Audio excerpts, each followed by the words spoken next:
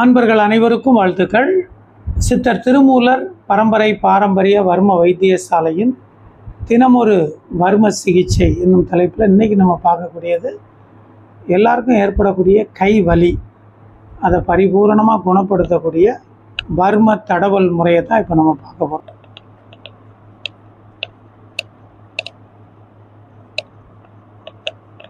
நம்முடைய கோட்டை காலத்தை நல்லா தூண்டி விடணும். தூண்டி விட்டுட்டு கைகளுக்கு நம்ம எப்பவும் பண்ணக்கூடிய அந்த நரம்பு தூண்டுதல்,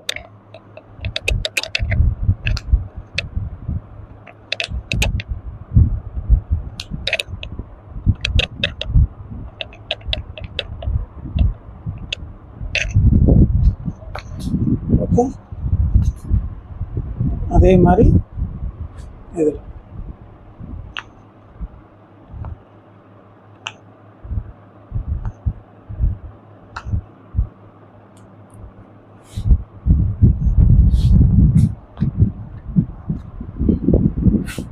கம்ப்ளீட்டாக விவரம் தான்.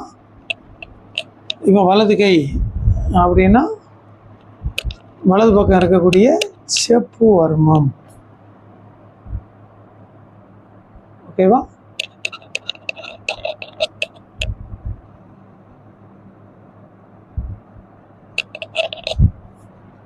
அதுக்கு அடுத்து செப்பு வர்மத்திலிருந்து 8 விரலில் இருக்கக்கூடிய தவளை வர்மம், தவளை வர்மம். அதுக்கு அடுத்து முழங்கை மூட்டு,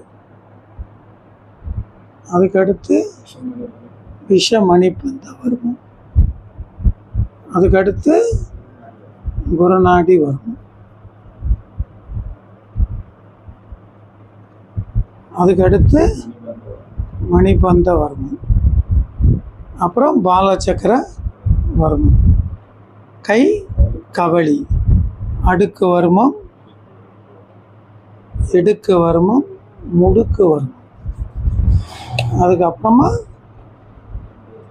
சிங்கார மணிக்கட்டு வர்மம், அதுக்கடுத்து சுண்டோதரி வர்மம்,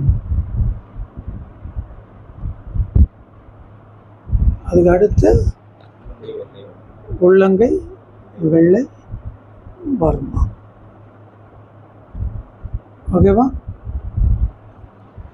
இவ்வளவையும் ப்ராப்பராக தூண்டி விட்டுறணும், ஓகேவா? அப்போ முதல்ல கை வலி அப்படின்னா 6 and 7 அதை தூண்டிட்டு, அதுக்கு அப்புறமா உதிரக்காலம், அப்புறம் எழுத்து வர்மம், அப்புறம் செப்பு வர்மத்திலிருந்து அந்த 15 வர்மத்தையும் ப்ராப்பராக பொறுமையாக தூண்டி விட்டீங்கன்னா அந்த வலி பரிபூரணமாக சரியாகும், ஓகேவா?